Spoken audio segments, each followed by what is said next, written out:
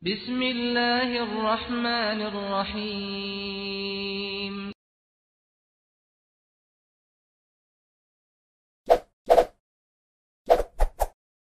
Subscribe, like, and share.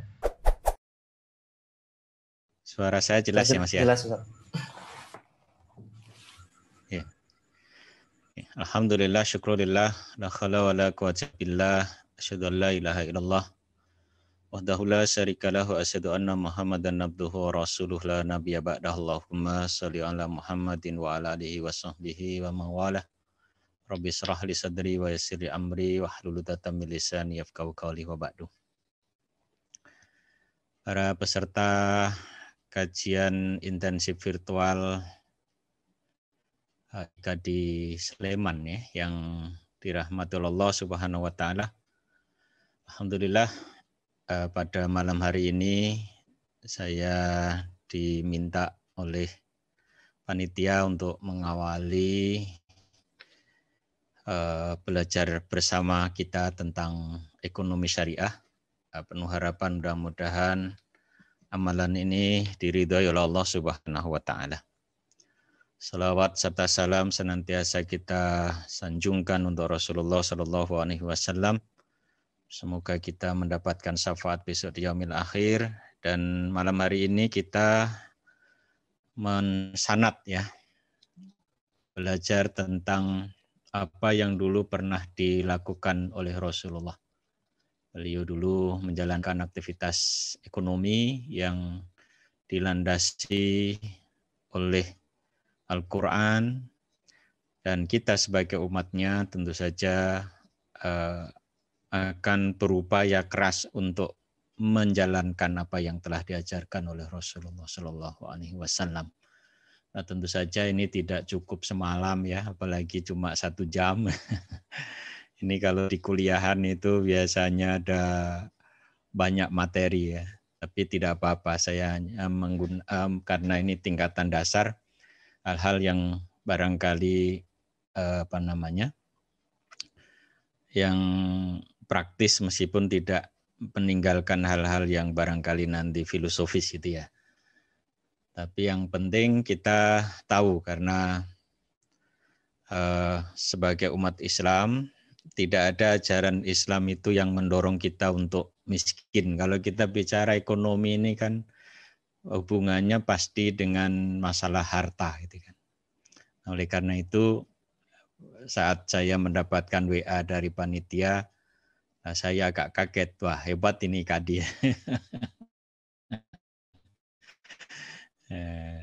Dan nanti bisa kita kembangkan karena potensi ekonomi kita itu sebetulnya besar ya. Saya kebetulan ditugasi juga ngurusi Dewan Masjid Indonesia di DIY itu. Ada riset yang ditemukan oleh guru saya, Pak Ahyar Adnan, bahwa dana infak ini kaitannya dengan keuangan sosial Islam. Jadi Islamic Social Finance. Jadi keuangan sosial Islam, yaitu ada infak, ada sedekah, ada zakat, ada wakaf. Jadi infak sedekah yang dikumpulkan di masjid di DIY yang sebanyak 7.000 masjid itu ternyata jumlahnya sekitar 297 miliar.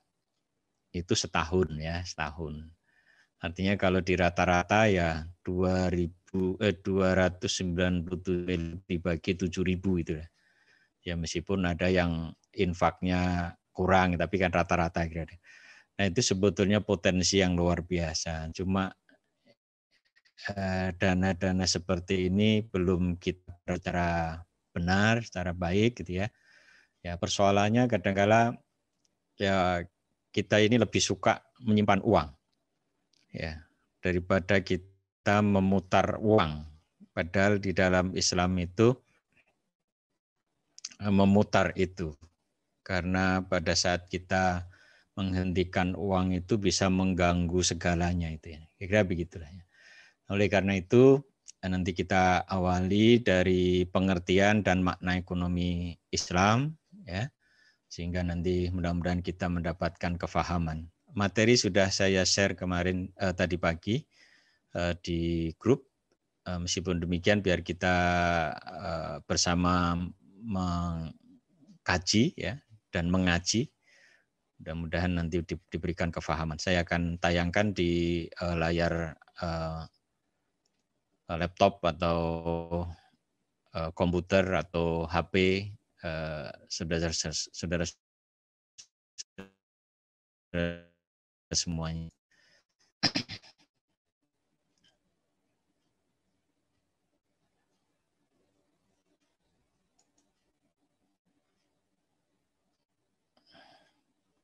Pertanyaan yang pertama adalah mengapa kita harus berekonomi Islam ya? Ada perintah dalam surat Al-Baqarah ayat 208 ya. A'udzubillahi minasyaitonir rajim. Bismillahirrahmanirrahim. Ya ayyuhalladzina amanu dkhulu fis-silmi kafah wa la tattabi'u khutuwatis syaiton innahu lakum aduwwum mubin. Orang-orang yang beriman, masuklah kamu ke dalam Islam keseluruhan dan janganlah kamu turut langkah-langkah syaitan. Sesungguhnya syaitan itu musuh yang nyata bagimu. Jadi selama ini kita bersyahadat secara Islam, berpuasa Islam, sholatnya Islam, zakatnya nunggu kalau sudah nisab dan haul ya, hajinya kalau punya duit, sudah punya duit juga nggak haji-haji. Nah itu semuanya sudah dituntun dengan, cuma cara mendapatkan ini apakah sudah sesuai dengan ajaran Islam atau belum? Ini jawaban ada di kita masing-masing ya. Nah, maka ini perlu kita belajar bersama. Kemudian bahwa kehidupan kita itu tidak hanya di dunia saja. Dan Allah perintahkan di dalam surat Al-Qasas ayat 77. A'udzubillahi minasyaitonirrajim. Wa tadzaki fima atakallahu daral akhirah wa la tansa nasibaka minad dunya wa ahsin kama ahsanallahu ilaika wa la tabghil fasadat fil ard innallaha la yuhibbul mufsidin. Dan carilah pada apa yang telah dianugerahkan Allah kepadamu kebahagiaan negeri akhirat. Jadi kita disuruh mencari apa yang ada di dunia ini untuk akhirat. Tetapi jangan kamu melupakan kebahagiaan dari kenikmatan duniawi. Ya, dan di situ ada perintah berbuat baiklah kepada orang lain sebagaimana Allah telah berbuat baik kepadamu dan janganlah kamu berbuat kerusakan di muka bumi. Sesungguhnya Allah tidak menyukai orang-orang yang berbuat kerusakan. Saya kira dalil ini, belum lagi nanti misalnya ada perintah lagi di dalam surat An-Nisa ayat 219 ya. Ya ayyuhalladzina amanu la ta'kulu amwalakum bainakum bil batil illa an takuna tijaratan an taradin minkum wa la taqtulu anfusakum innallaha kana bikum rahima. Orang-orang yang beriman, jangan makan harta saudaramu dengan cara batil. Kecuali engkau lakukan perniagaan di antara kamu, saling ridho dan janganlah kamu membunuh dirimu sendiri. Sesungguhnya Allah itu maha penyayang kepadamu. Nah dari dalil-dalil ini saya kira perlu kita implementasikan gitu ya. Kita masuk Islam secara keseluruhan, kemudian kita cari akhirat tapi tidak meninggalkan dunia karena dunia mazru'atul akhirah ya. Dunia adalah ladangnya akhirat. Maka kita diperintahkan untuk berbuat baik, jangan berbuat kerusakan di muka bumi karena kita di bumi ini sebetulnya adalah pinjam kepada generasi setelah kita ya. Jadi yang bumi yang sekarang kita injak ini bukan milik kita. Tetapi untuk kita wariskan kepada generasi setelah kita gitu ya. Dan Allah itu tidak menyukai orang-orang yang berbuat kerusakan. Kerusakan di muka bumi juga kerusakan dalam hal-hal yang transaksi di ekonomi. Maka dilarang melakukan kegiatan secara batil. Nah, batil nanti bisa kita bicarakan lebih jauh tentang transaksi-transaksi yang akan kita bahas pada pertemuan yang pekan-pekan ke depan. Nah, kemudian dalam konteks ekonomi ini kita ada tujuan ekonomi. Dalam tujuan ekonomi Islam itu ini disebut dengan maqasidus syariah. Jadi tujuan-tujuan syariah. Jadi syariat Islam, maqasid syariah ini. Ini yang disebut dengan kebutuhan hakiki atau dururiyah ya, dururiyah. Jadi darurat yang kalau kita tidak bisa memenuhi ini, maka kita bisa tidak ada gitu ya. Artinya mungkin secara fisik ada, tapi kalau orang tidak beragama, ya dia tidak ada artinya gitu. Maka yang pertama adalah menjaga agama. Jadi jangan sampai agama kita lepas, ya. Kemudian hanya gara-gara mungkin Indomie 2 bungkus, ya. Apalagi sekarang kaum di sebelah kita itu sedang gencar. Nah, kemarin ada tayangan di video di YouTube. Itu ada malam Natal, ya, rahmatan lil alamin temanya. Nah, kemudian dia baca Quran dulu, macam-macam gitu. Kemudian baca surat Maryam, dilanjutkan dengan Injil gitu ya. Nah, ini sekarang mereka sudah berani nih, jadi udah terang-terangan. Nah, saya mau upload, kadang-kala nanti yang upload mana ditangkap ya. Jadi nah, seperti itu. Jadi ini harus kita jaga betul ya. Ini pekerjaan saya waktu muda ini menjerumuskan orang. Kemudian hifzu al-nafas, jadi menjaga jiwa ya, menjaga jiwa. Jadi bagaimana kita bisa memiliki jiwa yang tenang, mutmainah, kemudian akal, menjaga akal. Jadi akal kita yang akal itu sebetulnya ada di dalam qalbu gitu ya. Kalau saya pernah baca di dalam kitab Durratun Nasihin itu bahwa sebelum Allah mencipta jasad manusia, ternyata Allah itu sudah mencipta 2 makhluk yang ditempatkan di dalam qalbu. Nantinya ditempatkan dalam qalbu setelah manusia ada, yaitu nafs dan akal. Jadi nafsu, jiwa yang ini sebetulnya lebih mendorong kita untuk melakukan satu kegiatan ya, seperti kita ikut acara begini karena ada dorongan. Kemudian akal nanti kita gunakan untuk berpikir. Maka jika qalbu itu bagus, maka baguslah semuanya dalam tubuh kita. Hadis Rasulullah SAW, innal fil jasadi mudghatan fa idza saluhat saluhal jasaduhu kulluhu fa idza fasadat fasadal jasaduhu kulluhu inna fahiyal qalbu ya. Nah, seringkali diartikan qalbu itu hati ya.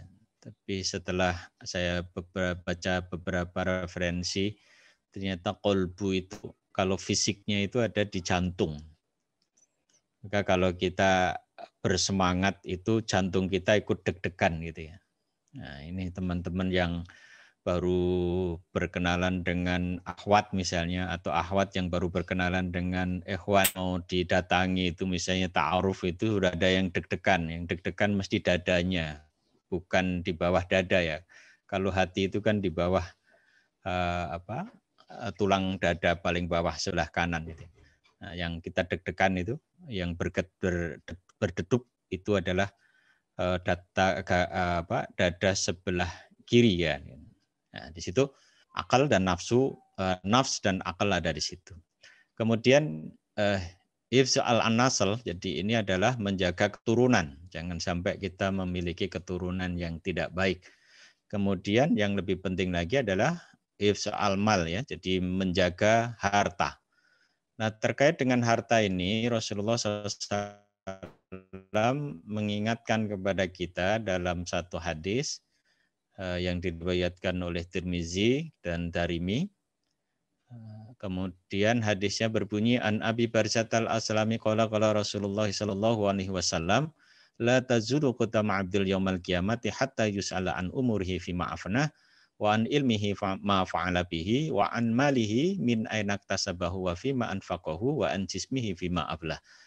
Dari Abu Barzah al-Aslami berkata bahwa Rasulullah SAW telah bersabda, pada hari kiamat kelak seorang hamba tidak akan melangkahkan kakinya kecuali akan ditanya tentang 4 hal.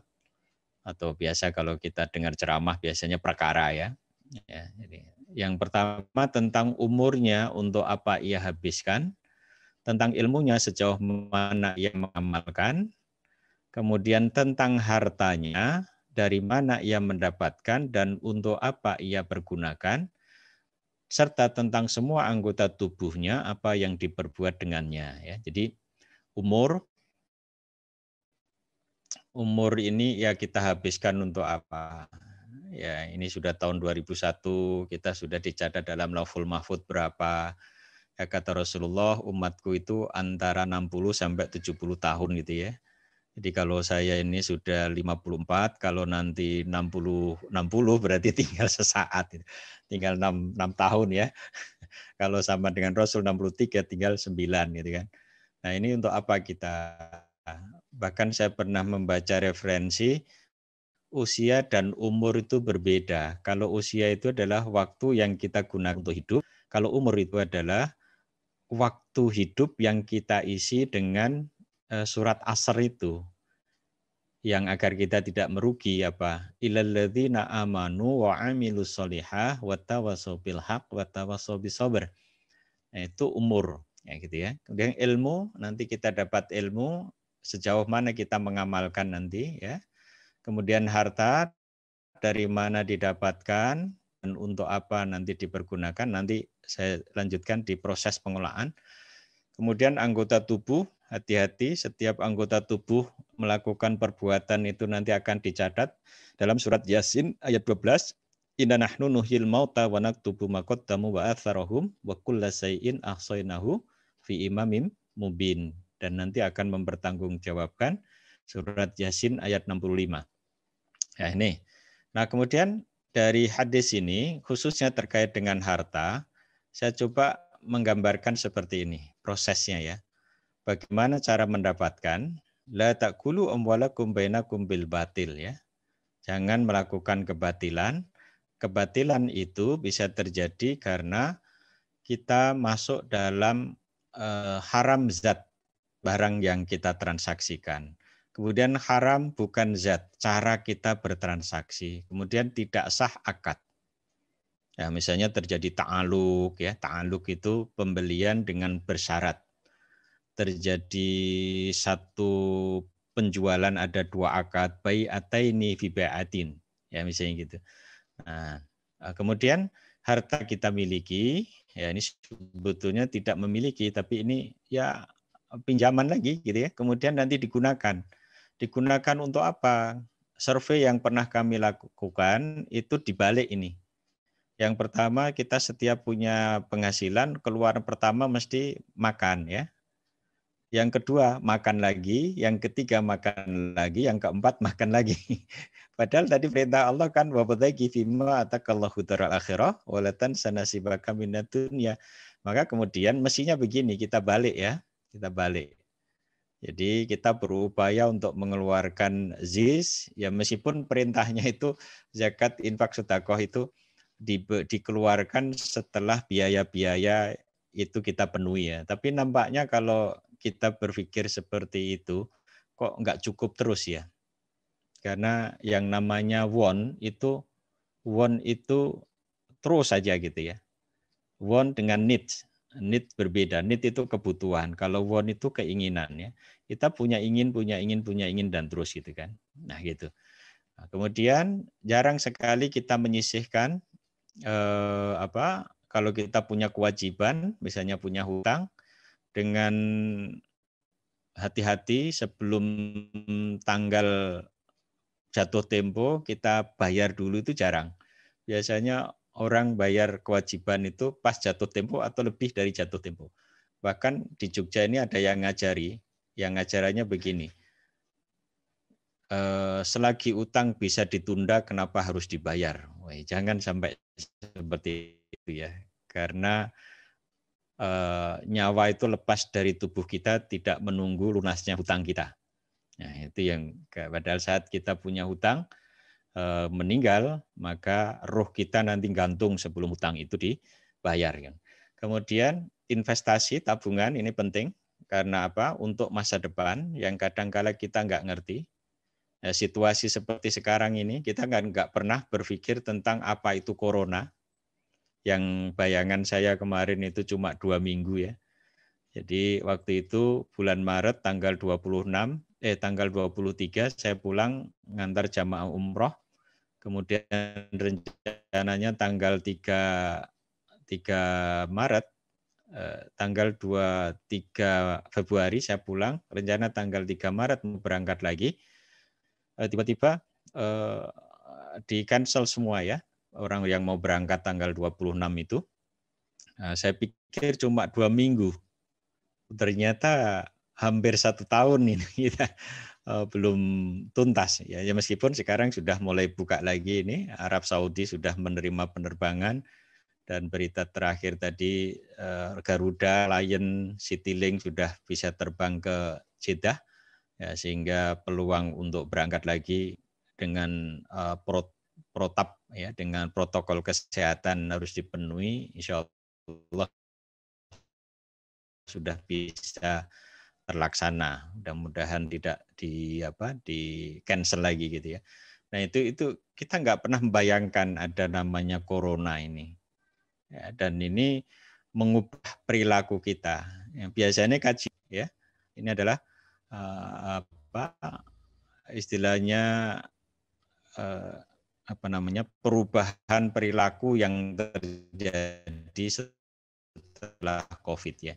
Kemudian baru konsumsi ya. Konsumsi ini saya taruh di terakhir karena kalau ditaruh nomor 1 nanti menghabiskan yang 3. Nah, kira-kira begini ya. Nah, sehingga nanti dalam proses ini di dalam Islam itu harus memperhatikan. Jadi kalau proses pengelolaan harta itu bicara tentang sistem. Kalau kita bicara sistem itu ada 3 komponen. Satu ada input, proses, output. Kalau inputnya halal, prosesnya halal, outputnya halal kan begitu kan. Tapi kalau inputnya halal, prosesnya haram, maka outputnya haram. Inputnya haram, prosesnya halal, outputnya haram. Ya. Apalagi inputnya haram, prosesnya haram, maka outputnya haram. Gitu kan? Halal, halal, halal ya barangkali makanan kita. Tapi kalau halal, haram, haram. Contoh apa? Ayam itu dipuntir kepalanya, mati, sama matinya kan? Tapi prosesnya kan nggak sesuai dengan tuntunan syariat, maka jadi haram. Ya, kemudian kalau haram halal, misalnya babi dipotong secara islami gitu ya. Baca bismillahnya 1000 kali, disolat sunnahkan, diyasinkan, ditahlilkan segala gitu ya. Itu tetap haram karena apa? Memang zatnya dia haram. Ya, meskipun sedikit ya, meskipun enak juga dagingnya ya. Nah, gitu. Haram, haram, haram. Nah, ini biasanya Scooby-Doo ya. Kambing balap itu. Anjing. Anjing itu kalau ada yang jual sate anjing itu kan nggak pernah dipotong, tapi apa? Dimasukkan di karung kemudian dipukul ya, mati. Ya, karena kalau dipotong nanti darahnya keluar, dagingnya itu rasanya tidak enak. Nah, seperti itu. Jadi di dalam Islam memperhatikan input, proses, dan output. Bahkan kalau dalam ajaran kita itu yang dinilai itu dalam konteks kegiatan ekonomi atau kegiatan kehidupan itu prosesnya ya. Jadi jangan dilihat hasilnya, tapi proses bagaimana orang melakukan itu. Oke. Nah kemudian tadi secara hukum Islam. Nah sekarang secara teknis kenapa kita perlu belajar ekonomi Islam? Karena sistem ekonomi yang ada sekarang ini tidak mampu memberikan solusi atas pemenuhan kebutuhan manusia secara memuaskan. Jadi kebutuhan kita ini kan tidak hanya kebutuhan sekarang, tapi ada kebutuhan nanti di alam kubur, di kebutuhan di alam barzah, sampai nanti di akhirat kan kira begitu kan. Ya proses hidup itu. Nah maka bagaimana nanti kita bisa puas ya semuanya baik di dunia maupun di akhirat ya seperti itulah doa kita setiap habis sholat. Rabbana atina fid dunya hasanah wa fil akhirati hasanah wa qina adzabannar. Itu kan kepuasan yang nanti akan didapatkan. Nah, kemudian ada instrumen-instrumen ekonomi konvensional itu yang bertentangan dengan ajaran Islam. Ini yang nanti kita akan bahas lebih detail. Saya membuat akronim namanya Taman Ghadir ya. Ini singkatan ini. Di Taman Ghadir itu singkatan T-nya itu tadlis. Ya, tadlis itu penipuan.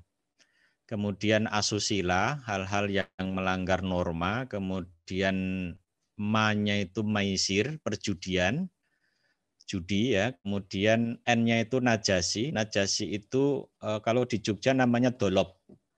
Kalau di Solo namanya entul. Kalau di Surabaya namanya combe. Nah, contohnya apa? Dulu jual beli bunga gelombang cinta. Anthurium jemani itu aslinya dolopan itu. Kemudian ake, yang terakhir kemarin bunga rondo bolong ya, janda bolong itu. Jadi orang Jawa melihat bunga yang daunnya bolong, ron, daun itu ron, do, podo, bolong, ya, rondo bolong. Jadi sebetulnya begitu. Jadi kemudian di Indonesia kan jadi janda bolong, gitu kan. Jadi bunga yang daunnya bolong-bolong harganya katanya mahal gitu ya. Ya itu dolopan itu sebetulnya aslinya. Ake dan semuanya. Kemudian G-nya apa? Goror. Jual beli barang yang tidak jelas. Misalnya apa? Membeli lele yang masih dalam empang, membeli burung yang sedang terbang, ya, menebas buah yang di pohon belum menguning. Kalau sudah menguning boleh dengan cara bikhorsiha. Ya, nanti satu ketika saya jelaskan apa bedanya antara proyeksi dengan judi. Ya, karena di dalam Al-Qur'an kan ada ayat ya ayyuhalladzina amanu taqullah wal tandur nafsun ma qaddamat lighat wattaqullah innallaha khabirum bima ta'malun. Itu kan ayat yang bicara tentang kita disuruh menyiapkan masa depan. Persiapan masa depan itu berdasarkan pada fakta yang pernah kita lakukan. Itu kalau dalam bahasa ekonomi kan membuat rencana bisnis dengan melakukan proyeksi bisnis. Jadi proyeksi itu boleh, tapi yang nggak boleh itu judi. Tapi hasil proyeksi jangan dijadikan sebagai sesuatu yang pasti terjadi. Karena nanti ada hubungannya dengan surat Luqman ayat 34. Kita tidak akan pernah tahu apa yang akan kita usahakan esok. Ya, jadi kita hanya merencanakan, bahasa jargon kita adalah manusia merencanakan, Tuhan yang menentukan, kan gitu kan. Nah, kemudian haknya ini haram zatnya, hak. Kemudian zal itu zulm, mendolimi orang. Kemudian ikhtikar, melakukan penimbunan. Kemudian R-nya riswah, menyuap. Ya. Kemudian R-nya riba, nanti ada topik sendiri tentang riba ya. Kemudian selanjutnya, apakah Islam sebagai pandangan hidup yang komprehensif memiliki konsep ekonomi yang berpotensi memberikan solusi atas kebutuhan manusia secara memuaskan? Nah, inilah pertanyaan-pertanyaan yang patut kita jawab nanti. Nah, kita tengok dulu lanjutan dari pertanyaan yang statement yang pertama tadi, bahwa sistem ekonomi konvensional belum bisa memberikan solusi. Karena apa? Ini akar ekonomi konven itu ini. Ya, konven itu bisa kapitalis, bisa sosialis, pokoknya di luar Islam ya. Dia berangkat dari akar sekularisme, memisahkan aktivitas dunia dengan agama. Nah, padahal di dalam Al-Qur'an itu kalau kita telusur ya, terkait dengan masalah ekonomi, kalau makan dan minum itu yang dipanggil itu nas. Ya ayuhan nas, kulu wasrobu wala tusrifu misalnya.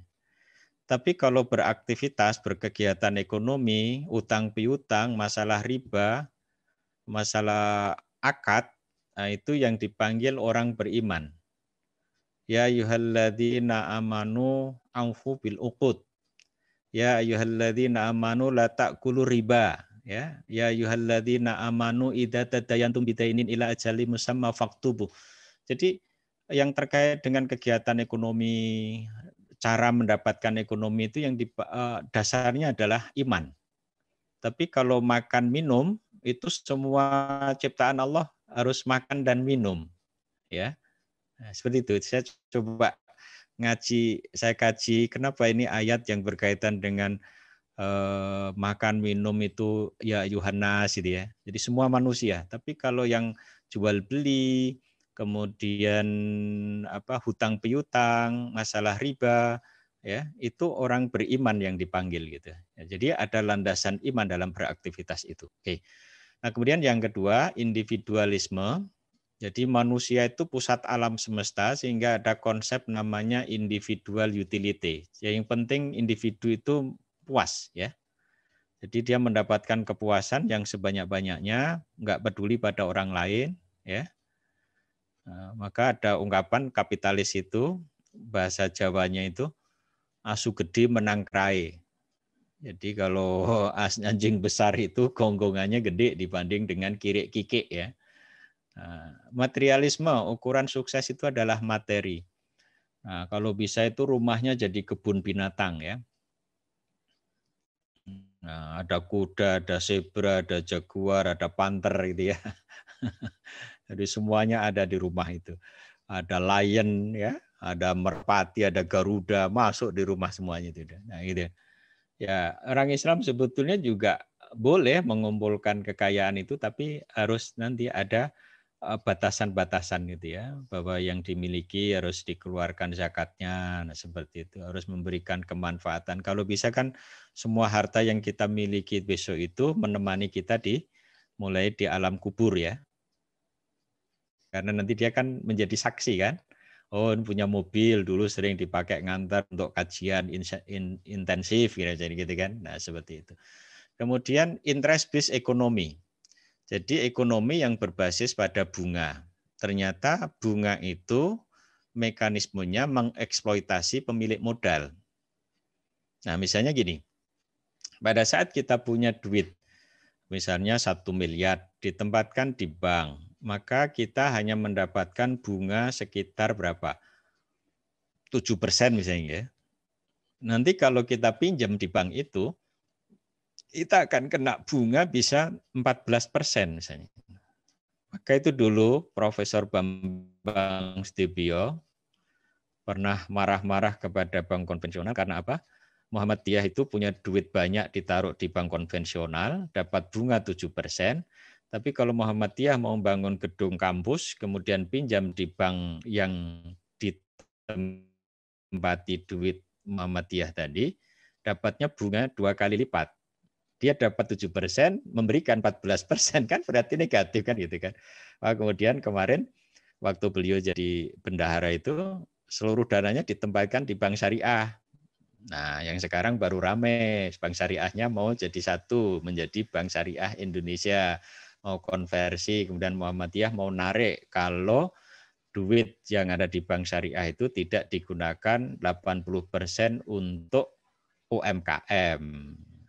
Ya, kalau begitu ya Muhammadiyah bikin aja bank sendiri, ya, nanti dikembangkan oleh jamaah Muhammadiyah sendiri, kira-kira begitu kan? Itu lebih aman. Nah, kemudian scarcity, kepemilikan versus distribusi. Jadi kelangkaan itu bisa terjadi akibat karena distribusi yang terhambat ya. Karena ada orang yang memiliki keinginan menguasai semuanya, maka akhirnya dihambatlah. Seperti ikhtikar tadi, melakukan penimbunan sehingga di pasaran tidak ada. Dan budget constraint. Budget constraint itu hambatan anggaran. Yang ini biasanya dia berpikir tentang apa yang disebut dengan opportunity cost. Nah, bunga itu salah satu teori yang mengizinkan adanya bunga adalah teori opportunity cost. Jadi biaya peluang. Artinya kalau duit itu tidak dipinjam orang itu, maka katanya dia bisa memutar kepada yang lain. Tapi karena dipinjam, maka akhirnya saya harus mengecas kepada orang yang pinjam itu dalam bentuk bunga tadi. Nah, mereka yang punya duit seperti ini nggak paham yang namanya berbisnis atau investasi itu kan tidak selamanya untung ya. Jadi orang usaha itu yang paling benar itu orang Madura. Orang Madura itu kalau ditanya jawabnya selalu tidak tentu deh. Usaha itu kadang-kadang untung, kadang-kadang rugi kan gitu kan. Jadi tidak tentu tak iya kan ada. Nah gitu ya. Oke, kemudian Islam sebagai pandangan hidup yang komprehensif, dia ngatur tentang bagaimana akidah, ya, bagaimana syariah, akhlak, ya. Kemudian nanti syariah mengatur tentang bagaimana ibadah mahdhah, ya, bersyahadat. Syahadatnya kan harus asyhadu an la ilaha illallah wa asyhadu anna muhammadar rasulullah kan. Salat, kemudian puasa, zakat, haji itu mahdhah. Nah, muamalah nanti kita utamanya yang berkaitan dengan hak publik. Ya, hak publik itu ada yang urusan interior kita, urusan dalam negeri kita. Nanti berkaitan dengan ekonomi, ekonomi turun di finance. Nah, maka bermuncullah nanti lembaga-lembaga keuangan, ya, tidak ada masalahnya karena tidak semua orang bisa menjalankan dananya sendiri. Ya kan? Kalau zaman dulu itu, zaman Nabi dulu memang belum ada kelembagaan seperti ini. Jadi yang namanya mudharabah itu ya orang per orang, dan saya dulu disertasinya tentang mudharabah. Itu ternyata mudharabah itu sudah dijalankan oleh orang Arab sebelum Islam di Mekah, ya. Jadi Rasul sebelum jadi Nabi kan sudah melakukan transaksi mekanisme mudharabah kan. Saat Sayyidah Khadijah memberikan dana kepada Rasulullah itu kan sudah konsep mudharabah. Saat Sayyidah Khadijah memberikan dana itu kan beliau Rasulullah belum jadi Rasul kan gitu kan. Karena masih dagang. Nah, itu dengan akad mudharabah itu. Nah, karena itu memang paling bagus karena apa? Di situ ada keadilan, yaitu jika ada untung bagi untung, kalau ada rugi bagi rugi, meskipun dalam praktek sekarang belum bisa seperti itu ya. Nah, orang kita kalau disuruh nanggung untung seneng, tapi kalau nanggung rugi kan berpikir 1000 kali kan. Maka misalnya gitu di perbankan syariah kita juga belum murni profit sharing, tapi masih menggunakan revenue sharing ya. Kenapa revenue sharing? Karena setiap pendapatan yang diperoleh nanti kemudian dibagikan. Karena kalau profit sharing itu pendapatan dikurangi biaya, baru ketemu laba, laba baru dibagi gitu kan. Nah, seperti itu. Oke. Nah, tentang definisi apa itu ekonomi Islam, para ahli sudah mendefinisikan sesuai dengan sudut pandang beliau ya. Misalnya Muhammad Abdul Manan, beliau mendefinisikan ilmu pengetahuan sosial yang mempelajari masalah-masalah ekonomi rakyat yang diilhami oleh nilai-nilai Islam. Mutawalli, ini kalau orang ini beliau ini orang Timur Tengah yang ngajar di Australia, dikenal Matt Wally, tapi aslinya Mutawalli ya. Ilmu yang mempelajari perilaku Muslim yang beriman dalam suatu masyarakat Islam yang mengikuti Quran, hadis Nabi, ijma dan qiyas. Kemudian ada Hasan Zaman, pengetahuan dan aplikasi dari anjuran dan aturan syariah yang mencegah ketidakadilan dalam memperoleh sumber daya material sehingga tercipta kepuasan manusia dan memungkinkan mereka menjalankan perintah Allah dan masyarakat. Nah, ini definisi-definisi yang disampaikan oleh para ahli. Ada kira-kira 7 lah kira ini. Ya, saya ambilkan beberapa tokoh Muslim yang mencoba mengartikan apa itu ekonomi Islam. Ya, kalau bicara definisi, satu orang dengan yang lain pasti berbeda karena sudut pandangnya kan berbeda ya. Jadi kalau mendefinisikan sesuatu ini, ibaratnya seperti orang buta yang memegang gajah. Mana yang dipegang itulah yang diceritakan kan gitu kan. Nah, kemudian nanti saya akan mendefinisikan sendiri terkait dengan instrumen dasar di dalam ekonomi Islam ya. Ya, bukan berarti saya menafikan definisi yang disampaikan oleh para tokoh ekonomi Islam ini, tapi dengan melihat nanti ada 3 instrumen utama baru bisa kita definisikan. Oke ya. Nah, selanjutnya adalah akar ekonomi Islam. Akar ekonomi Islam ini yang pertama tauhid, kemudian ada maslahah, kemudian manusia adalah hamba Allah plus khalifah Allah, kemudian tujuan hidup adalah kebahagiaan di dunia dan di akhirat atau mencapai falah ya. Kemudian ada akhlak control and consumption and production, kemudian ada instrumen pengatur ekonomi yaitu ada zakat, infak, sedekah, wakaf, waris, anti riba, anti judi, anti ngoror. Nah, kalau tauhid kita jelas bahwa satu-satunya aturan yang paling benar dan paling cocok untuk manusia adalah aturan Allah. Nah, aturan yang dibuat manusia itu merupakan cerminan atau turunan dari aturan Allah. Kita hanya mencontek saja dari Allah itu. Dan Allah itu pusat alam semesta. Ini keyakinan kita ya. Dan logis juga. Ya, gimana enggak logis yang mengatur segalanya ini ya. Ya, kita bisa merenung-renung sendiri deh gini. Ada proses menemukan, oh ya, kok bisa begini begitu. Kadang kita heran kan, ada binatang yang kecil begitu ya bisa hidup gitu ya. Kita manusia yang punya alat pernafasan ini sebesar itu gitu kan. Nah, maka pada saat kita melihat sesuatu dan kemudian takjub dan ingat kepada Allah, disitulah iman naik kan gitu kan. Ya, maka iman kita bisa nggak meningkat setiap detik gitu ya. Ya, biar tidak merugi kan. Wal asri innal insana lafi khusrin itu kan. Illal ladzina amanu wa amilus shalihah wa tawassaw bil haqq wa tawassaw bis sabr. Kemudian maslahah. Maslahah itu ada namanya, maslahah itu adalah utility optimal. Jadi bukan maksimal ya. Optimal itu ibaratnya begini.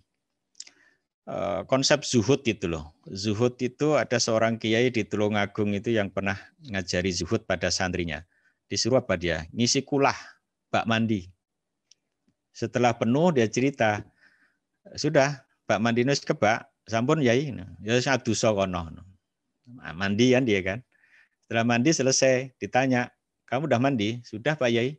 Kok entek ke air sak bak mandi ke? Mboten Yai, tesih kula sisake. Nah ikulah zuhud.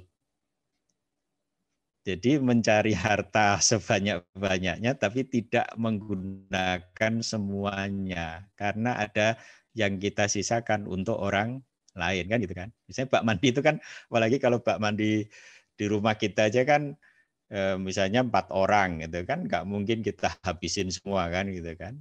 Nah, seperti itu. Ya, jadi itu yang disebut dengan optimal. Maka di situ ada material dan amal soleh. Jadi materi yang kita gunakan tadi untuk mandi, kemudian ada sisa yang akan digunakan oleh orang lain. Nah, gitu ya. Kemudian juga perhatikan environmental friendly, lingkungan yang bersahabat kita harus ciptakan. Ya, jangan sampai kita membuat pencemaran baik suara, ya. Nah, maka itu ya, saya sambung di Dewan Masjid, kadang-kadang di masjid kita ini kan ada pencemaran suara sound system yang tidak bagus gitu kan. Yang azan sudah nggak bagus, sound systemnya nggak bagus, maka akhirnya apa? Ya, mestinya itu ditoto. Nah, itu kalau teman-teman nanti ada yang masalah di sound system itu bisa kontak itu di Dewan Masjid Indonesia biar didatangi oleh tim akustiknya. Nah, ditengok, kemudian di-advise, oh ini harus diganti ini, diganti itu, biar suaranya bagus. Ya, meskipun kadang-kala perlu juga tukang adzan yang jelek untuk sholat subuh ya. Jadi kalau adzan subuh jelek itu insya Allah udah bangun semua, karena bangunin orang tidur kan gitu. Nah, kemudian harmonisasi individual need dengan public need. Jadi apa yang kita butuhkan harus perhatikan juga kebutuhan publik ya. Peran negara dalam pengelolaan aset strategis ya, yang kalau di kita ya pasal 33 ya. Jangan tanya sudah seberapa jauh ya. Ya, Anda lebih tahu daripada saya. Pasal 33 Undang-Undang Dasar 45 ya. Nah, kemudian terkait dengan pasal 33 itu ya, kenapa kok orang fakir miskin tambah banyak? Karena pernyataan di undang-undang itu dipelihara. Kalau dipelihara kan semakin banyak kan. Harusnya itu dibasmi ya. Nah, kemudian manusia adalah hamba Allah, khalifah Allah, bahwa kepemilikan sumber daya mutlak di tangan Allah. Kita hanya menerima amanah dan kemudian mengelola yang nanti akan dimintai pertanggungjawaban. Maka di situ harus bisa menciptakan kemaslahatan, keadilan, pola konsumsi, pola investasi, harmonisasi dengan lingkungan ya. Nah, inilah tugas kita sebagai khalifah Allah yang memiliki turunan sifat-sifat Allah. Jadi kita punya sifat Rahim, sifat Rahman, cuma tidak maha kan gitu kan. Yang maha itu Allah gitu kan. Kemudian kita kreatif, Allah lebih kreatif, lebih maha kreatif ya. Ummah, keutamaan berjamaah, nilai-nilai ukhuwah ya, ini harus diciptakan. Kemudian tujuan hidup ada kebahagiaan dunia dan akhirat, maka orientasi kita jangka, kalau saya bilang malah supra rasional ya. Karena kita berpikir sampai akhirat, yang kadang-kadang kita nggak pernah ngerti kan. Ya meskipun kita baca Quran, baca hadis itu tahu keadaan akhirat seperti apa yang diceritakan oleh Rasulullah SAW, diceritakan dalam Al-Quran ini. Itu jangka panjang sekali. Kita akan hidup lebih lama lagi, gitu kan. Kemudian orientasi proses, ya proses itu yang pokok, bukan hasil. Yang penting kita berikhtiar terus melakukan aktivitas gitu ya. Ya analoginya saya begini. Kenapa orang itu tidak tenggelam di air laut ya? Karena dia bergerak. Ya kan? Kalau dia tidak bergerak ya tenggelam. Bergerak berarti dia bisa renang kan gitu kan. Kecuali nanti kekuatan di luar orang itu lebih dahsyat lagi ya, misalnya kalau ada banjir bandang karena berat jenis manusianya kalah dengan berat jenis air, ya akhirnya dia hanyut gitu kan. Tapi pada saat ada perimbangan gitu, maka pada saat dia bergerak, dia tidak akan tenggelam kan. Maka kemudian proses harus dilandasi pada etos kerja. Maka di sini ada ikhtiar, ada takdir, ada keseimbangan dan keharmonisan hidup ya. Lalu akhlak kontrol dan consumption and production. Jadi bagaimana akhlak kita mengkonsumsi sesuatu. Jadi misalnya makan tidak boleh terlalu kenyang kan. Ya, perut dibagi 3, sepertiga makanan, sepertiga air, sepertiga nafas gitu ya. Di situ nanti akan mendapatkan namanya kalau dalam bahasa ekonomi itu ya kepuasan optimal tadi. Itulah, dan berhentilah makan sebelum kenyang. Di situ ternyata kenikmatan makan itu didapatkan. Karena pada saat kekenyangan itu akhirnya kan tidak nyaman kan gitu kan. Apalagi kekenyangan mau sholat ya, rukuk glegeen ya. Kemudian kalau sujud apa? Muntah-muntah kan gitu kan. Nah, dalam akhlak kontrol ini juga makan barang yang halal dan thayyib. Ya, halalan thayyibah itu menjadi satu kesatuan, tidak bisa dipisah gitu ya. Halal bisa jadi nanti ada kotoran yang melekat kan jadi tidak thayyib kan. Nah, tapi yang thayyib belum tentu halal. Nah, tapi biasanya yang halal itu ya bisa jadi tidak thayyib karena ada kotoran yang menyebabkan akhirnya nggak mau dimakan ya meskipun kotor. Nah, misalnya kita dapat nyamblong durian, sebelahnya misalnya ada kotoran jaran gitu, kira-kira mau makan nggak?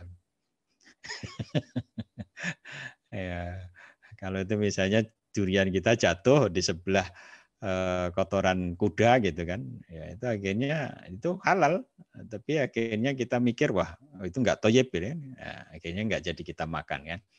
Kemudian pembagian ukuran makanan, air dan udara tadi ya, produksi dengan memperhatikan proses tadi yang halal ya. Kemudian produksi dengan menggunakan instrumen yeswaf. Nah maka bisa kita lihat seperti ini. Jadi ada 3 pilar utama dalam ekonomi Islam, yaitu ada zakat, infak, sedekah, waris, wakaf ya. Nah, waris ini kadang jadi problem meskipun belum banyak yang ngupas ini ya. Saya pernah punya pikiran, ada mahasiswa S3 yang konsultasi ke saya, apa kira-kira topik disertasi ya Pak? Nah, coba kamu berpikir tentang bagaimana waris produktif gitu. Nah, maksudnya gimana itu? Nanti ada orang meninggalkan waris, dibagi dulu kepada para penerima waris, kalau bisa mereka dikumpulin lagi, kemudian diputar. Nah, kalau nggak salah di Jogja pernah ada itu satu keluarga yang dia berbagi waris, kemudian kumpul lagi mendirikan usaha. Karena kalau dibagi untuk anak-anaknya kadang ada yang sukses, ada yang habis kan gitu kan. Nah, itu yang jadi problem. Nah, ini nampaknya perlu dipikirkan ya, meskipun ini ya tentu saja pasti terjadi perdebatan ya, karena Tapi yang jelas bahwa waris dibagi dulu. Secara hukumnya kan begitu kan, dibagi, setelah itu baru misalnya digunakan untuk saham pendirian usaha keluarga misalnya gitu kan. Biar apa, nanti bisa diturunkan juga kepada ahli berikutnya kan gitu kan. Gitu. Wakaf yang sekarang sudah berkembang, kalau dulu wakaf itu konotasinya kan 3M ya. Apa? Masjid, kemudian madrasah, kemudian apa gitu ya, kayak itu cara menjauhi apa namanya corona ini kan. Jadi musola, masjid, makam ya, makam, madrasah, apa ya, masjid, makam, kemudian madrasah. Nah sekarang sudah mulai berkembang ada namanya wakaf produktif. Bahkan objek wakaf sekarang sudah berkembang tidak hanya tanah gitu ya, tapi sekarang berkembang ada namanya wakaf uang. Ya, wakaf uang. Nanti bisa kita bicarakan lebih detail lagi di bagian-bagian akhir. Nah, ya meskipun ini memang masih terjadi perdebatan juga, tapi kami di Dewan Masjid juga sedang mengembangkan wakaf uang itu. Ya, karena kalau wakaf berupa tanah itu tidak semua orang bisa berwakaf. Karena tidak semua orang punya tanah yang diwakafkan. Tapi kalau uang, ya seperti orang sedekah ya, sedekah semuanya bisa. Nah, ini pemikiran. Ya memang ada ulama yang membolehkan, ada yang tidak membolehkan. Ya kalau sudah bicara pengembangan seperti ini, ya tentu saja itu pro kontra atau setuju tidak setuju itu pasti ada. Kemudian pilar yang kedua adalah anti riba, kemudian pilar yang ketiga anti judi. Dalam ekonomi Islam itu ibaratnya seperti ini. Ini kalau saya besarkan seperti ini ya.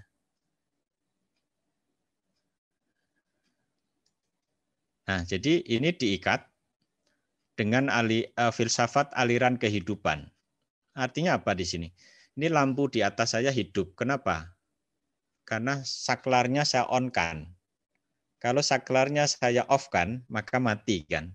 Kenapa mati? Karena tidak ada aliran listrik yang sampai kepada bolam. Nah, ekonomi juga begitu. Jadi ada perintah zakat, ada perintah wakaf, ada perintah waris, kemudian larangan riba, larangan judi. Nah, zakat, wakaf, waris itu sebetulnya mendorong adanya kegiatan ekonomi.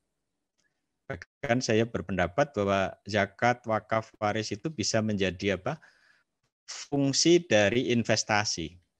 Jadi dengan penerapan zakat itu mendorong orang untuk melakukan investasi karena dia agar bisa berzakat lebih banyak, bisa berwakaf lebih banyak gitu, bisa meninggalkan waris yang lebih banyak kan begitu kan. Maka mendorong orang bekerja keras kan gitu. Kalau anti riba itu juga mendorong ekonomi karena penerapan riba itu menghambat aliran ekonomi. Nah, nanti saya tunjukkan dalam ilustrasinya. Anti judi juga mendorong ekonomi, kegerakan ekonomi. Karena perbuatan judi itu menyebabkan ekonomi terhambat. Nah, misalnya judi paling sederhana apa? Togel ya, beli togel. Orang yang beli togel itu duitnya masuk di bandar togel. Maka duit itu diam. Nanti kemudian diputar, ada yang dapat gitu kan. Ya sudah, orang yang dapat itu akan beli yang lebih banyak lagi, tidak digunakan untuk kegiatan ekonomi karena dia punya pikiran shortcut, jalan pintas agar cepat kaya kan gitu kan. Nah, kemudian instrumen pengaturan zakat, bahwa di sini ada zakat itu sebagai buffer of social and economy. Jadi penyangga atau pelindung kegiatan sosial dan ekonomi. Karena nanti ada social safety net, bagaimana terpenuhinya hak minimal orang yang miskin, serta berputarnya roda perekonomian. Bahkan kenapa kita diperintahkan berzakat itu, orang yang berzakat itu sebetulnya dia menciptakan permintaan baru. Misalnya gini, saya berzakat kepada orang miskin. Berarti orang miskin kan pendapatannya naik kan? Orang itu kalau punya duit, kira-kira mau makan yang lebih enak atau tidak enak? Mesti ingin enak kan? Jadi ada hasrat untuk konsumsi lebih tinggi. Dalam bahasa ekonominya itu ada MPC-nya, marginal propensity to consumption-nya naik. Jadi hasrat untuk konsumsi itu naik. Kalau dia punya hasrat untuk konsumsi, maka dia mendorong adanya permintaan. Kalau ada dorongan permintaan, berarti ada upaya menciptakan produk baru dari pihak lain. Nah, disitulah misalnya ini, kasus corona ini ya misalnya ya.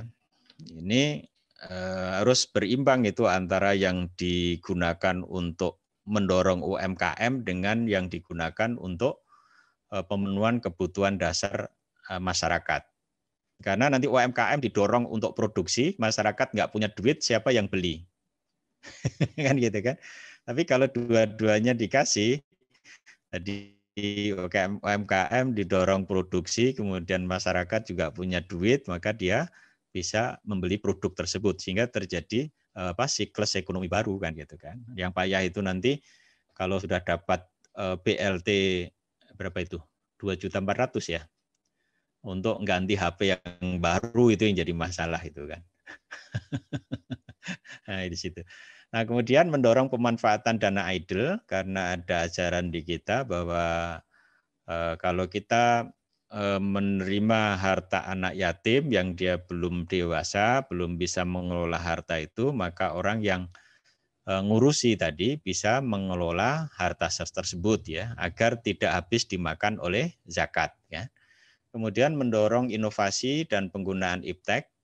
Nah, ini bisa kita manfaatkan ke situ. Kemudian juga harmonisasi hubungan the have and the have not. Jadi orang kaya dengan orang miskin ada hubungan yang harmonis ya.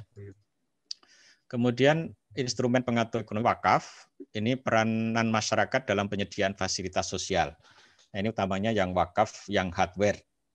Jadi misalnya untuk tadi madrasah, untuk sekolah, untuk masjid, untuk pondok misalnya, itu bisa.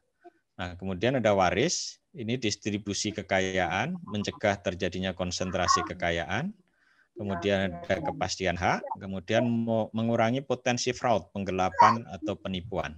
Jadi kalau sudah dibagi, nanti kan terjadi kejelasan kepemilikan ya. Nah, kemudian zakat ini, kalau kita analisis dalam konteks ekonomi adalah fund to distribute, atau pooling fund, itu hanya aspek sosial. Tapi yang lebih penting adalah effort to flowing. Jadi aspek pengendalian.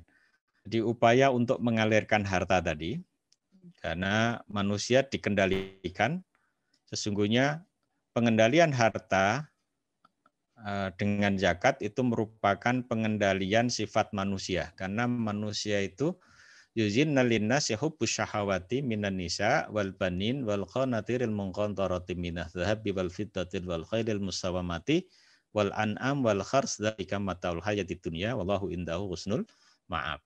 Ali Imran 14 ya. Dijadikan terasa indah pandangan manusia, kecintaan pada apa-apa yang diingini, yaitu wanita-wanita, anak-anak, harta yang banyak dari jenis emas, perak, kuda pilihan, ternak, dan sawah ladang. Yaitu terjemahkan dalam kondisi sekarang ya, misalnya kuda pilihan, ya sekarang mobilnya banyak, ya masih ada ternak juga, ya, sawah ladang. Sawah ladang kalau di kota mungkin kos-kosan lah kira-kira begitu ya. Nah, karena dulu tanah sawah kemudian didirikan untuk kos-kosan kan gitu. Nah, ini pada saat kita punya kecintaan ini, Allah memberikan alat pengendali. Kalau cinta wanita, maka ada hukum nikah dan jumlah istri ya. Kemudian cinta anak, kaidahnya adalah anak itu amanah. Kemudian kalau cinta harta, itu ada sistem zakat. Kemudian kalau ada nafsu, ada puasa. Ini pengendali ya, yang diberikan oleh Allah kepada kecondongan kita pada sesuatu tadi. Syahwat suruh puasa. Ya, nanti bulan April ya, tanggal 13 insya Allah. Mudah-mudahan coronanya sudah selesai. Nah, sehingga bisa ketemu lagi sholat taraweh ya. Cinta harta nanti ada sistem zakat, cinta anak, amanah ya, cinta wanita, ada hukum nikah dan jumlah istri ya. Nggak usah saya bahas banyak-banyak. Nanti Ustadz Didi itu yang bahas ya. Nah, kemudian kalau dalam kendalian di kehidupan, misalnya ini ada tax kontrol ya, kontrol pajak, ada kontrol non pajak ya, misalnya pajak progresif tanah di Jepang ya, semakin punya tanah banyak semakin besar pajaknya ya, karena tanah di sana sedikit harus dibagi banyak orang gitu kan. Nah, kalau Indonesia kan ada orang yang punya berapa puluh ribu hektar yang kemarin baru ramai. Kemudian non-tech itu ada 3-in-1, satu mobil 3 orang ya. Kemudian usia mobil yang lebih dari tahun 90-an harus sudah tidak ada di pasaran. Nah, kalau Indonesia masih banyak ya. Nah, gitu. Nah, maka harta itu harus digunakan untuk investasi. Kalau tidak nanti akan terkena zakat. Nah, kemudian dari hasil zakat itu sebetulnya bisa diakumulasikan dan nanti digunakan untuk produktif ya, zakat produktif misalnya ya, terlepas nanti ada perdebatan di kalangan ahli fikih misalnya. Nah, zakat harus digunakan untuk konsumsi ya. Kalau dia sudah bisa konsumsi ya lebih baik digunakan untuk pengembangan, digunakan untuk namanya qardul hasan ya.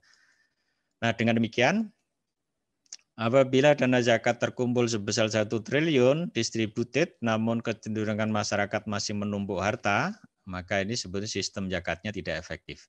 Apabila zakat terkumpul hanya 1 miliar namun terdistribusi dengan baik, itu berarti efektif ya. Nah, kemudian anti riba. Anti riba ini, riba itu adalah melanggar unsur bahwa usaha itu ada tidak pasti ya. Kemudian menghindari eksploitasi pemilik modal.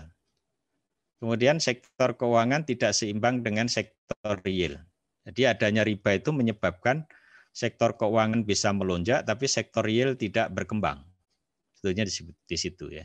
Dan namanya usaha itu yang tadi saya katakan usaha yang benar itu kata orang Madura tadi, yang hasilnya tidak pasti, ya gitu kan.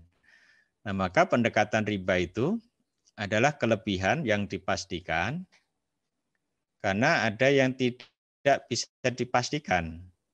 Yang dipastikan apa? Misalnya non-ekonomi keadilan, skenario peradaban, bahwa orang Islam harus punya peradaban sendiri ya. Nah, kemudian yang ekonomi nah, sesuai dengan surat Al-Baqarah 275. Wa ahlallahu al-bai'a wa harrama riba. Qalu innamal bai'u mislu riba wa allahul bai'a wa harrama riba gitu kan. Nah, di situ ada riba dan jual beli. Di mana letak haramnya riba itu?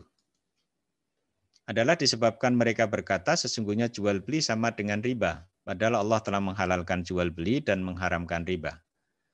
Nah, kalau kita analisis dari perspektif ekonomi ini ya, jadi analisisnya perspektif ekonomi, ada kelebihan, kemudian ditetapkan, ada unsur pemastian, ada efek ekonomi. Kalau riba, kelebihannya namanya bunga. Ya, meskipun ada yang berpendapat bunga bank itu tidak riba, gitu kan? Kalau saya sudah mengatakan riba sejak saya belajar ekonomi Islam. Nah, kenapa? Karena bunga itu melanggar 2 prinsip. Satu prinsip kewajaran bisnis, yang kedua adalah prinsip keadilan. Contoh sederhananya begini, kalau orang menabung atau mendepositokan di bank konven ya, dapat bunga. Misalnya ada si Yohanes punya tanggal 1 Januari mendepositokan uangnya di Bank Capek Andri. Bank Capek Andri ya. Saya nggak nyebut BCA loh ya. Ya, deposito terus dikasih bunga 9%. Maka tanggal 1 Februari dia dapat berapa bunganya? 76.438 ya. Bunga harian yaitu 10 juta dikalikan 9%, dikalikan 31 hari, dibagi 365 hari. Coba dihitung pakai kalkulator, hasilnya pasti 76.438 ya. Kalau nggak sama dengan yang saya ucapkan, kalkulator Anda yang salah ya. Karena saya sudah hafal 23 tahun jadi dosen, contohnya itu terus ya. Pertanyaannya kan begini, siapa yang bisa menjamin bahwa uang 10 juta itu pasti dapat 76.438? Kan tidak ada. Yang namanya usaha itu kadang hasilnya tinggi, kadang rendah, kadang nggak dapat hasil kan. Saya ada kitab di belakang saya itu yang mengatakan keuntungan maksimum kalau kita mau ngambil untung itu adalah 1/3 dari modal. Ada yang berpendapat 1/6 dari modal. Ada yang berpendapat tergantung harga pasar. Nah, seperti itu. Jadi tidak, para ulama sendiri juga nggak ada ketentuan baku ya dalam pengambilan keuntungan. Nah, jadi ada bunga. Kalau jual beli ada lebihnya itu namanya laba. Kan boleh toh mengambil laba ya, tentang berapa persen itu tidak ada kesepakatan. Bahkan Nabi pernah mengiyakan kan saat beliau ingin membeli kambing kemudian minta sahabat yang pandai menawar, seorang laki-laki namanya Urwah. Dikasihlah uang 1 dinar. Kemudian cari kambing, 1 dinar itu dapat 2 ekor kambing. Terus 2 ekor kambing itu dibawa pulang, dalam perjalanan ketemu seseorang, ditawar 1 kambing lagi. Kira-kira kan kalau 1 dinar dapat 2 itu kan harga 1 kambing kan setengah dinar kan gitu kan. Nah, kemudian 1 kambing itu ditawar, dijual laku 1 dinar. Jadi setengah dinar dijual jadi 1 dinar, berapa persen itu? 100% kan? Menghadap Nabi kemudian, ya Rasulullah, ini kambing dan keuntungan buat engkau. Beliau cerita, kemudian Rasul semoga kambing dan keuntungan ini membawa barokah. Beliau tidak marah, wah kamu ini gimana ngambil untung 100%? Ya, seperti itu. Nah, jadi itu satu contoh ya. Sebentar.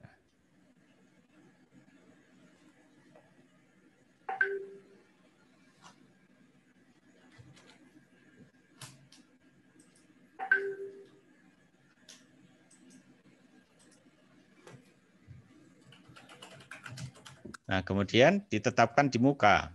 Bunga itu di depan, pasti di depan. Nah, kalau jual beli itu di belakang. Maksudnya apa? Ada tawar-menawar gitu sebetulnya. Meskipun sekarang sudah banyak jual beli yang tanpa tawar-menawar ya, kecuali di pasar tradisional. Itu yang kadang lucu kan. Di pasar modern itu, yang punya pasar modern itu orangnya kaya. Kita beli nggak berani nawar ya. Kalau di pasar tradisional, yang jualan orang ekonomi kecil, tapi kita nawarnya itu luar biasa. Berapa Bu ini? 10.000, 2.000 untuk mboten. Nah, itu yang terjadi. Ini biasanya yang pandai menawar itu ibu-ibu ya. Kalau bapak-bapak enggak. Pinten iki Bu, 10.000 pun 11.000 kalau tuku. Nah, jadi kemudian unsur pemastian riba itu ada, jual beli tidak ada. Ya, kemudian efek ekonomi, riba itu menurunkan agregat supply, kalau jual beli itu meningkatkan agregat supply. Maksudnya apa di sini? Kalau kita lihat seperti ini. Nah, kurvanya begini. Nah, jadi kalau ada bunga Y persen, permintaan investasinya kan Q1. Kalau dinaikkan itu menjadi X persen, itu permintaannya jadi Q2. Artinya apa di sini? Meningkatnya suku bunga dari Y menjadi X telah menurunkan jumlah kemungkinan investasi dari Q1 menjadi Q2. Artinya telah membendung aliran investasi sebesar Q1 menjadi Q1 dan Q2 gitu kan. Ini kalau dibuat kurva Demon, ini Demon ya, supply-nya gitu, itu ternyata kurvanya itu berbanding terbalik. Kalau bank konvensional untuk meningkatkan jumlah tabungan kan dinaikkan bunganya biar orang banyak yang nabung. Tapi pada saat bunga tabungan naik, itu harusnya berakibat pada naiknya bunga kredit. Nah, kalau bunga kredit itu tinggi, maka tidak banyak orang yang mau ngambil kredit kan gitu kan. Jadi kurvanya itu berbanding terbalik. Kalau nanti syariah tidak begitu. Kurvanya lurus antara supply dan demand. Antara tabungan dengan investasi itu berbanding lurus gitu. Nah, ini ayat kauniyahnya kira-kira begini. Jadi semakin tinggi dinding bendungan, maka semakin besar aliran air yang terbendung. Identiknya semakin tinggi suku bunga, maka semakin besar kemungkinan aliran investasi yang terbendung. Ya, ini saya ilustrasikan seperti ini. Ini kalau saya kasih bendungan di sini, ya, nah maka tidak ada air yang mengalir, maka orang yang ada di sini bisa mati kan di bawah karena tidak ada air. Nah, kemudian anti judi, menghindari pola hidup shortcut, kemudian manajemen risiko, kemudian sektor keuangan harus sama dengan sektor real ya. Anti goror, kepastian hukum, kemudian kepastian hak dan kewajiban dan mengurangi potensi fraud. Nah, pendekatan judi dan goror. Jadi statement untung-untungan pendekatan ini umumnya akan cenderung terfokus pada statement untung-untungan yang ditekankan pada spekulatif yang irasional ya. Jadi kalau spekulatif rasional itu namanya proyeksi. Rasional, logis dan ada dasar. Ya, itu namanya proyeksi. Boleh, tapi hasil proyeksi jangan dijadikan sebagai sesuatu yang pasti terjadi gitu ya. Pasti jadi gitu. Nah, kemudian dampak ekonominya apa? Fokus pelarangan terletak pada tidak berpengaruhnya pada aktivitas judi atas agregat supply atau tidak produktifnya orang. Nah, di situ. Maka kalau kita lihat di sini, nah, jadi jual beli dengan judi, ada aliran investasi perlu modal, jual beli ya butuh, kemudian judi perlu ya. Tidak pasti hasilnya sama, tidak pasti. Tapi kaitan dengan sektor real, agregat supply naik, kalau jual beli itu mendorong agregat supply, tapi kalau judi tidak. Nah, di situ. Jadi yang menyebabkan supply barang turun, itu yang berarti ada satu pihak yang mendolimi pihak lain. Maka di situ kegiatan yang seperti itu adalah kegiatan yang dilarang. Nah, seperti itu. Maka definisi sistem ekonomi itu bagaimana kita mengelola karena ada zakat dan anti riba agar apa? Aliran investasi itu optimal, kemudian anti judi agar aliran agar produktif terjadi sehingga supply barang ini harus berputar seperti tadi mengalir, ada aliran investasi, harta aliran investasi terjadi, dilakukan anti riba agar investasi optimal, kemudian anti judi agar investasi produktif, kemudian nanti ada penghasilan. Kalau kita punya penghasilan nanti keluarkan zakat penghasilan, harta kita bertambah, karena harta kita itu bisa jadi tidak hanya dari produktif saja, ada hal-hal yang lain, maka bisa kita keluarkan zakat mal ya. Maka akumulasi ya, nanti oleh lembaga yang sekarang sudah dibentuk, misalnya ada Basnas di tingkat pusat, wilayah, kabupaten, kota. Kalau di kecamatan jadi UPZ, di masjid jadi UPZ. Nah itu harapannya nanti bisa mengelola ini dan bisa menumbuhkan perekonomian. Nah timbul pertanyaan yang anti riba kemana? Ya kalau bisa usaha sendiri ya. Kalau nggak bisa usaha sendiri, ya share modal pada orang yang punya keahlian dan dia amanah. Kalau belum bisa lagi, ya titip aja di bank misalnya. Sudah punya bank syariah, ya memang kita akui juga yang belum bisa 100% barangkali ya. Nah itu masih upaya terus dilakukan. Kemudian bisa juga ke reksadana. Nah ini juga sudah ada yang berlabel syariah kan gitu kan. Nah ini semuanya anti riba, investasi optimal, kemudian nanti anti judi, investasi produktif, ada penghasilan, ya tambahan harta, nah, sama seperti tadi. Nah, di sini sudah ada instrumen kelembagaan yang bisa dimanfaatkan dalam rangka untuk menginvestasikan harta kita. Karena ini yang diperuntukkan bagi masa depan kita kan gitu kan. Nah, itulah satu gambaran yang bisa saya sampaikan pada kesempatan malam hari ini. Mudah-mudahan ada kita diberikan kefahaman atas konsep-konsep yang saya paparkan. Terima kasih. Wassalamualaikum warahmatullahi wabarakatuh. Waalaikumsalam warahmatullahi wabarakatuh. Sekali lagi kami ucapkan jazakumullah khairan Ustaz atas penyampaiannya berkaitan dengan kita masuk ke materi pertama, yaitu pengertian dan makna ekonomi Islam seperti itu, dan sudah dijelaskan banyak tadi oleh Ustaz. Kemudian ada pertanyaan Ustaz dari peserta, saya bacakan. Yang pertama dari Alfiasari. Assalamualaikum Ustaz, izin bertanya. Bagaimana konsep menabung yang baik dan syar'i, sedangkan dalam konsep ekonomi Islam kita tidak diperkenankan menyimpan harta. Seperti itu, Ustaz. Iya. Kalau kita nabung no celengan ya. Atau zaman saya kecil dulu orang tua saya nabung itu di tiang rumah itu. Kan rumahnya tiangnya dari bambu itu dibolong gitu ya. Atau nyimpan uang di bawah bantal itu hati-hati ya, kalau ibu-ibu nyimpan uang di bawah bantal itu hati-hati. Bapak-bapak nyimpan uang di bawah bantal itu hati-hati. Kalau punya istri yang peneliti dan penemu nanti bahaya ya. Maka nabung yang secara syar'i ya mestinya ditempatkan di lembaga yang memang mengurusi itu. Ya, cuma seringkali timbul pertanyaan kan. Nah, seringkali ada pertanyaan ke saya, Ustadz, mana bank syariah yang sudah 100% syariah? Saya jawab, kalau bank syariah itu sudah syariah gitu kan. Kalau 100%-nya saya nggak tahu. Ya, ini proses menuju ke sana. Nah, kalau kita masih berpikir seperti itu, ya kapan bank syariahnya punya dana yang besar mengungguli konvensional kan gitu kan. Nah, maka nggak besar-besar, akhirnya kita ya cuma begitu-begitu aja gitu kan.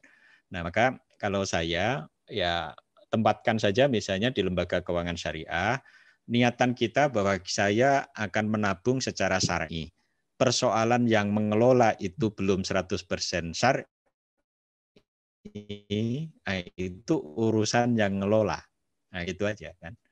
Nah, dengan cara begitu mudah-mudahan nanti lembaga keuangan syariah kita memiliki dana dari umat Islam yang besar, dan akhirnya bisa yang ngambil pembiayaan juga sudah bisa diarahkan kepada pola yang syar'i, akhirnya kesyariahan itu bisa diwujudkan oleh lembaga keuangan syariah. Karena pada saat kita menempatkan di lembaga keuangan, dia kan akan memutar untuk pemberian pembiayaan. Kalau kita nabung no celengan atau di tempat yang tadi tiang rumah, celengan no cagak omah itu kan duitnya hanya di situ, tidak diputar kan, atau di bawah bantal itu kan nggak diputar. Nanti kalau ada tuyul malah hilang.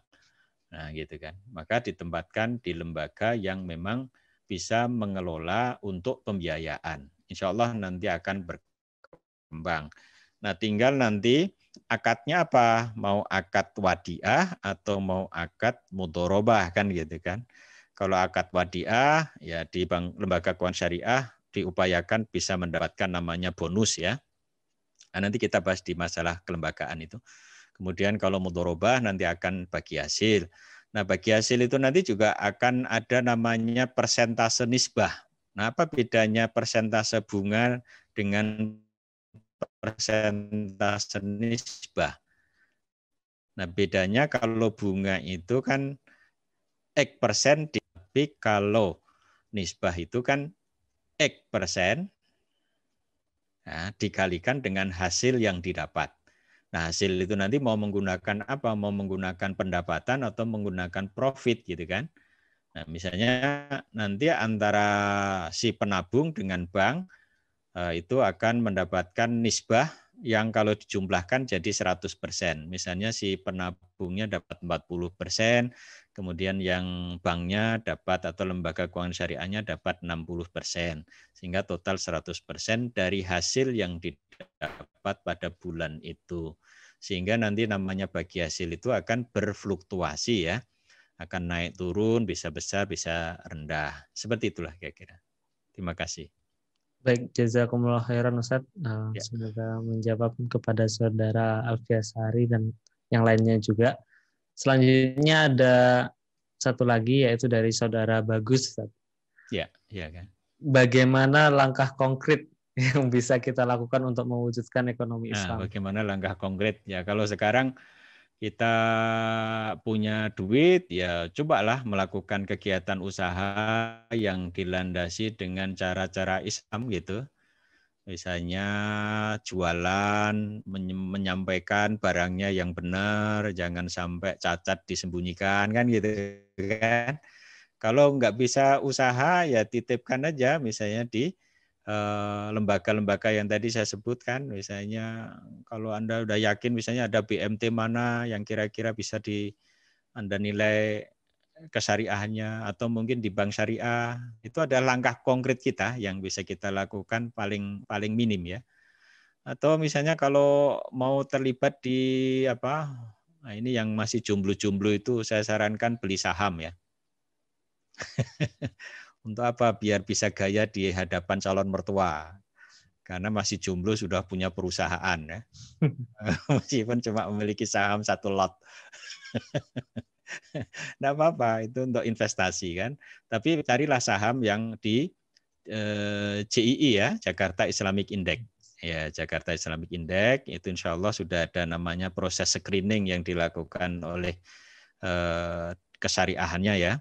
Dan itu yang 30 saham itu insya Allah udah baik. Nggak apa-apa kok, boleh. Selama tadi masuk dalam kerangka Jakarta Islamic Index ya, karena ada daftar efek syariah itu banyak, tapi kan tidak semuanya emiten yang punya saham itu bisa masuk di pasar karena nanti ada evaluasi setiap 6 bulan.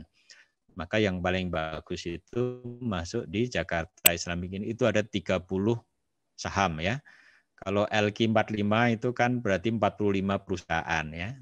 Dan yang 30 ini masuk di LQ semua biasanya. Nah, di situ. Nah, itu bisa kalau misalnya kita ingin investasi.